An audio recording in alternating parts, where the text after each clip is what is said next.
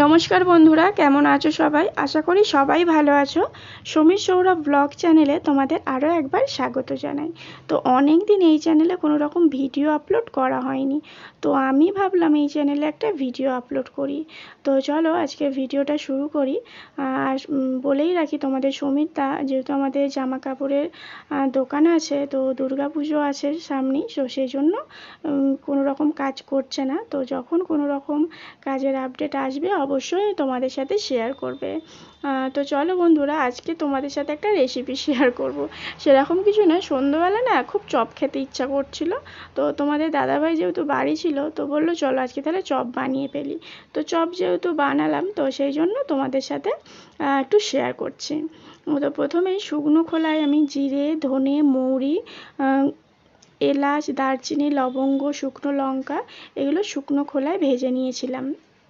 আর তার সাথে দেখো তেলের মধ্যে দুটো শুকনো লঙ্কাও ভেজে নিয়েছি। তো এই যে যেটা শুকনো খোলায় ভেজে রেখেছিলাম, সেটা এবারে শিলনোড়ার মধ্যে গুঁড়িয়ে নেবো। তো এটা আর কি চপের মশলা হিসাবে খুব সুন্দর, এই মশলাটা না সেন্ট হয়। আমি কিন্তু মানে এটা যে রোজের আমি তরকারি করি সেই সব রকম তাতেও কিন্তু আমি ব্যবহার করি। আদা, রসুন, জিরে, সর্ষে বাটার থেকে এরকম শুকনো খোলায় ভেজে নিলে তরকারি কিন্তু টেস্টও আলাদা হয়। আমি এরকম এই যে দেখো করে নিয়েছি, ডিপের মধ্যে রেখেও দিলাম। এটা কিন্তু আমার রোজের তরকারি করতে কাজেও লেগে গেল। আজকে চপের জন্য এই মশলাটাই দেবো কিন্তু। তো এই মশলাটা দিলে খুব সুন্দর সেন্ট হয়, টেস্ট হয়। তো দেখো এখানে আলুটা মেখে নিয়েছে, আলুর মধ্যে বাদাম গুঁড়ো করে দিয়েছে। তো তখন সেটা আমি শেয়ার করতে পারিনি, যেহেতু আমি বাইরে মশলাটা তৈরি করছিলাম। আর যে লঙ্কাগুলো ভেজে নিয়েছি, ওই লঙ্কাটা দিয়ে দেখো আলুটা ভালো করে পেস্ট করছে। আর তার সাথে আমি যে মশলাটা বানালাম এক্ষুনি, সেইটা ওর মধ্যে দিয়ে দিলাম, দিয়ে ভালো করে ওটা মাখিয়ে নিল। মাখানোর পরে ওই শুকনো লঙ্কা ভেজেছিলাম ওই কড়াইতে একটু পেঁয়াজ ভাজলাম। পেঁয়াজটা বেশ একটু লাল লাল মতো হবে, একটু নরম হয়ে যাবে, একটু লাল লাল মতো হয়ে যাবে। তো সেই অবস্থাতে ওই আলু মাখাটা এই কড়াইয়ে দিয়ে ভালো করে অনেকক্ষণ ধরে নাড়াচাড়া করতে হবে, যাতে আলুটা মাখার পর যে একটু মানে জল জল মতো লাগছে না, সেটা এই শুকনো খোলায় দিয়ে ভাজলে সেটা টেনে যাবে। তো তাতে কি হবে, চপটা আমাদের মানে যে গোল শেপটা আসতে সুবিধা হবে। তো দেখো এখানে আলুটা দিয়ে দিচ্ছি, দিয়ে এবার ভালো করে ওটা নাড়াচাড়া করছি। নাড়াচাড়া করলে আলুটা একটু টেনে যাবে। আর তোমাদের সমীরদা না এইসব ওর মানে খেতেও ভালোবাসে আর করতেও ভালোবাসে। তো আমি তো মানে বেশিরভাগ সময়ই করা হয় এইসব মুখরোচক জিনিস। তো আজকে না চিকেন দিয়ে করার কথা ছিল, তো এক জায়গায় একটা চিকেনের পকোড়া খেয়েছিলাম, খুব সুন্দর হয়েছিল। তো চিকেনটা না আর আনতে গেল না, মানে ঘরে ছিলও না, আর বললাম যেতে তো নিয়েও আসলাম না। তো সেই জন্য ওই চপটাই বানিয়ে নিলাম। তো দেখো আলুটা মানে এরকম করে নেড়ে নেড়ে কড়ায় দেখো হালকা হালকা লেগে যাচ্ছে, তো তার মানে আলুটা আমার হয়ে গেছে। তো অনেকক্ষণ ধরে নেড়ে নেড়ে তারপরে এটাকে ঠান্ডা করতে হবে, নইলে প্রচণ্ড গরম। তো তোমাদের দাদাভাই হালকা গরম হওয়ার পরেই মানে গোল গোল ছোট্ট ছোট্ট আগে একটা যেরকম আমরা লুচির করি সেরকম ছোট্ট ছোট্ট করে করে নিয়েছে।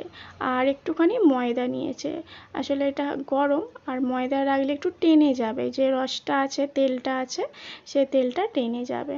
তো দেখো এইভাবে শেপ করে নিচ্ছে। তো আর একদিনও বানিয়েছিলাম এরকম, জানো তো খুব টেস্ট হয়েছিল।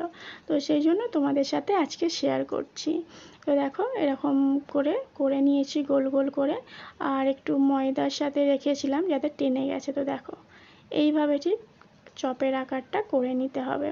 আর ওই ময়দার মধ্যে রেখে দিচ্ছে যাতে রসটা টেনে যায়, রসটা থাকলে না ঠিকঠাক যে ময়দার বেসনের যে ব্যাটারটা হবে না, সেটার সাথে ঠিক করে তোলা যাবে না, এটা ভেঙে যাবে। তো অনেকক্ষণ ধরে একটু রেখে দিলে কি হবে, এর রসটা টেনে যাবে, তো তাহলে সুবিধা হবে। তো দেখো চপ ভাজার জন্য আমি তেলটা গরম করতে বসিয়ে দিয়েছি। আর মানে জায়গাটা না বড় হয়ে গেছে, একটু ছোট জায়গার মধ্যে নিলে ভালো হতো। আসলে কি বলো তো, মানে অনেক অল্প হচ্ছে তো, আর অনেক ব্যাটার মানে গুলে কি হবে। তো দেখো চপ তোমাদের দাদাভাই কিন্তু চপটা কিন্তু যেরকম প্রফেশনাল যারা চপ ভাজে সেরকমভাবেই দিচ্ছে। আমি তো বেশ হাসছিলাম জানো তো। তো দেখো, আর এতে কিন্তু কোনো রকম খাবার সোডা ব্যবহার করিনি, তো সেই জন্য কিন্তু খুব ফোলেনি, ফুলেছে যেরকম ফাটানো হয়েছে বেসনটা সেই অনুযায়ী ফুলেছে। তো আরও যদি বেশিক্ষণ ফাটাতাম তাহলে জিনিসটা আরও ফুলতো, কিন্তু কোনো রকম কিন্তু খাবার সোডা আমি ব্যবহার করিনি। তো দেখো এরকমভাবে লাল লাল করে ভেজে নিচ্ছে। তো এটা তোমাদের দাদাভাই এখন সন্ধ্যাবেলা চপ দিয়ে মুড়ি খাবে, আর আমি কি খাবো জানো তো, আমি খাবো ভাত। আমার চপ দিয়ে কিন্তু ভাত খেতে বেশ ভালো লাগে। তো দেখো চপগুলো ওরকম ভেজে নিয়েছে, এবার তারপরেও না একটুখানি বেসনের বাটারটা ছিল, তো কি করব, পেঁয়াজ ছিল, তো তোমাদের দাদাভাই পেঁয়াজ কুচোলো, তো কুচিয়ে দেখো এখানে পেঁয়াজিও করে নিলাম। তো পেঁয়াজি করার পরে দেখি একটুখানি ছিল জানো তো, আবার ব্যাটারটা ছিল। তো তোমাদের দাদাভাই দেখো এবার পুরো শুকনো লঙ্কা গোটা গোটা নিয়ে ওই ব্যাটারের মধ্যে চুবিয়ে দিয়েছে, দিয়ে এরকমভাবে ভেজে নিচ্ছে। সত্যি এত সুন্দর টেস্ট হয়েছিল না এই শুকনো লঙ্কা দিয়ে বেসন দিয়ে ভাজাটা, আমার তো জাস্ট অসাধারণ লেগেছিল। তো দেখো এখানে চপ আর পেঁয়াজি দুটোই রেডি। এবার চলো আমরা মুড়ি খাবো সন্ধ্যাবেলা, আমি তো ভাত খাবো, তোমাদের দাদাভাই মুড়ি খাবে। তো দেখো চপটা ভেঙে দেখাচ্ছে, তো একটু আলোটা কম ছিল কিন্তু বেশ ভালো হয়েছে, দোকানের মতো কিন্তু না হলেও কিন্তু টেস্ট কিন্তু এক ছিল, টেস্ট এক ছিল। আর এইটা কিন্তু তোমাদের দাদাভাইকে বলছি একবার খাও না গো, খেয়ে একটু টেস্ট করো না। ওর রিয়াকশান দেখেছো তো, কোনোদিনও এরকমভাবে রিভিউ দেয় না, আজকে আমি জোর করে এইভাবেই রিভিউ দেওয়ালাম। তো দেখো শুকনো লঙ্কার চপটাও লাস্টে খেয়েছে আর ওর ঝাল লেগেছে। তো চলো বন্ধুরা, ও বলছে ক্যামেরাটা বন্ধ করো।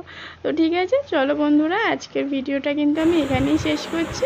ভিডিওটি কেমন লাগলো অবশ্যই কমেন্টের মাধ্যমে জানিও, আর ভালো লাগলে একটা লাইক করে দিও। আর নতুন বন্ধু যদি এতক্ষণ আমার ভিডিওটি দেখে থাকো তাহলে যদি ভালো লাগে তো চ্যানেলটি সাবস্ক্রাইব করে তোমরা পাশে থেকো। তোমরা ভালো থেকো, সুস্থ থেকো, সাবধানে থেকো, টাটা আজকের মতো।